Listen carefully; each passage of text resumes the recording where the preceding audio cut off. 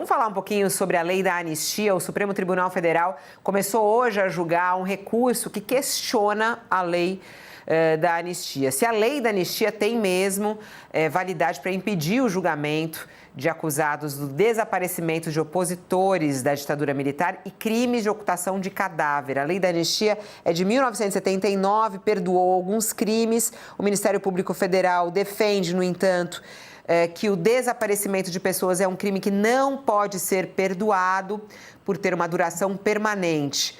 O julgamento está acontecendo em plenário virtual até o dia 24 de fevereiro. A decisão da Corte terá repercussão geral, ou seja, terá validade para todos os casos semelhantes, como, por exemplo, o do deputado Rubens Paiva, né, que foi, inclusive, a história contada no filme Ainda Estou Aqui, vencedor do Oscar, e que acabou recebendo aí bastante repercussão pelo Brasil afora, as pessoas entrando em contato com essa história dos desaparecidos políticos na época da ditadura militar.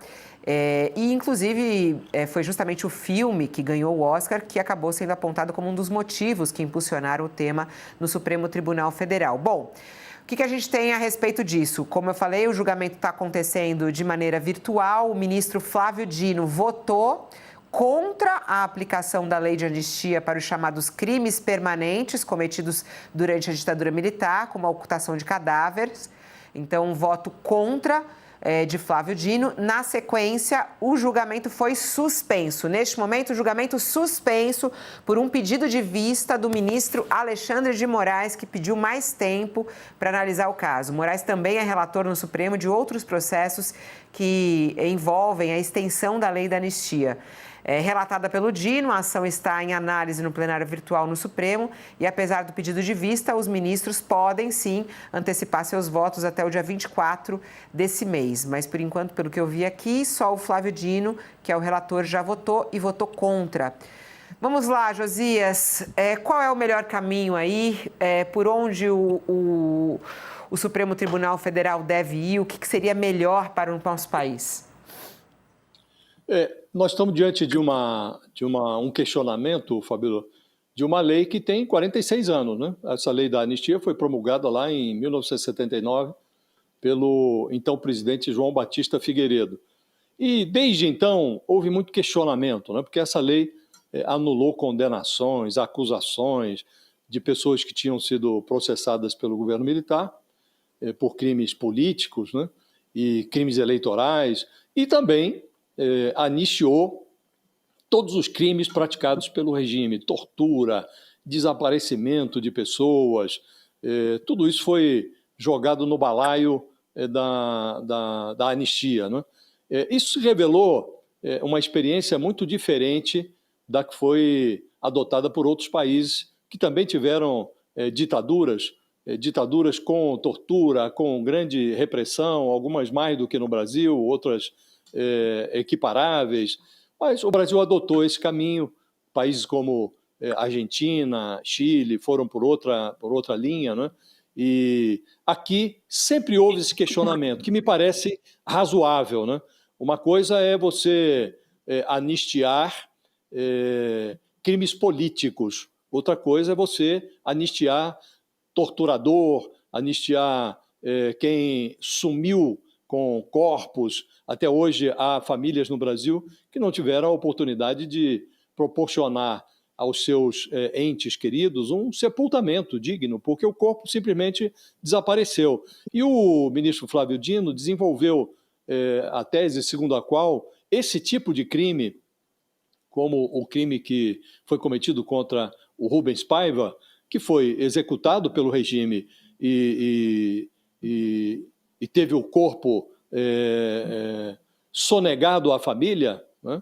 Esse tipo de crime tem uma natureza continuada, porque como não apareceu o corpo, ele ainda surte efeitos no presente e, portanto, não seria um crime passível de anistia. Acho que é uma tese absolutamente defensável. Não sei se encontrará maioria no plenário do Supremo. As Forças Armadas se contrapõem fervorosamente a esse tipo de entendimento, acham que a anistia, essa lei, não deveria ser tocada, surtiu seus efeitos, esse caixão já foi fechado e não deve ser reaberto, na opinião das Forças Armadas. Mas a discussão voltou ao plenário do Supremo, voltou com essa tese do Flávio Dino, que é uma tese, como disse, absolutamente defensável do ponto de vista jurídico e humanitário, e é preciso ver se vai encontrar eco no plenário do Supremo. Imaginei que eles fossem terminar esse julgamento, mas, embora essa questão se arraste há muito tempo, o Alexandre de Moraes pediu vista. Uma evidência, Fabiola, de que nem mesmo no Supremo esse tema foi pacificado. Então é preciso ver se a posição do Dino vai prevalecer ou não.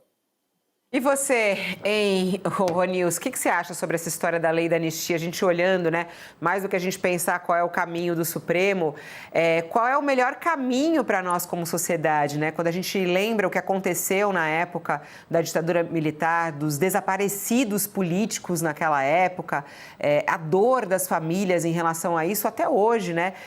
O que seria o melhor para solucionar? Não solucionar porque não tem solução, né? Mas pelo menos amenizar essa dor.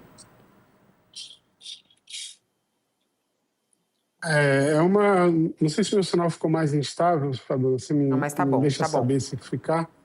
Mas é uma eterna ferida aberta, né, da sociedade brasileira, herança da ditadura militar, o desaparecimento e a tortura como metodologia casuais, não eram coisas pontuais.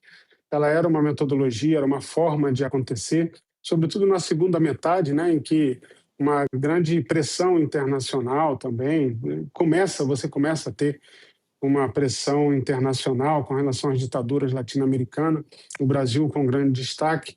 Então, torturar e desaparecer com corpos se tornou uma metodologia, né? Uma estratégia importante. Quer dizer, você poderia levar uma família inteira para visitar os porões da ditadura e não encontrar o corpo, quer dizer, o seu filho, seu marido, sua irmã, sua filha, seu pai, seu avô. Pode estar em qualquer outro lugar no país, não aqui, com certeza ele não está aqui, com certeza ele não está na carcerária tal, com certeza ele não está na prisão tal, com certeza ele não está no quartel tal, só que o corpo do filho, do irmão, do pai, do avô, do tio, da mãe, os corpos simplesmente foram desaparecidos, né? Se tornou uma prática.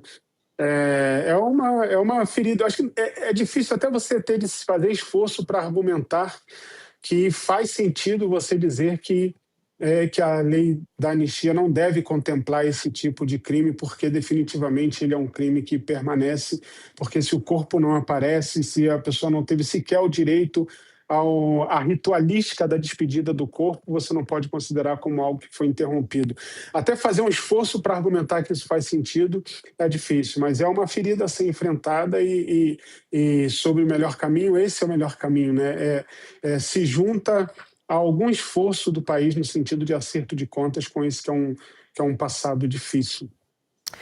Tem uma outra notícia aqui que eu queria trazer rapidamente, que está na nossa página do UOL. O Itamaraty está preparando um acordo com a Polícia Federal para aumentar o compartilhamento de dados e evitar novas fugas de réus do 8 de janeiro com a emissão de novos passaportes, além de restrições judiciais. A ideia é que os diplomatas tenham acesso a 4 sistemas da Polícia Federal. Já os policiais poderão acessar plataformas consulares e dados de brasileiros presos no exterior.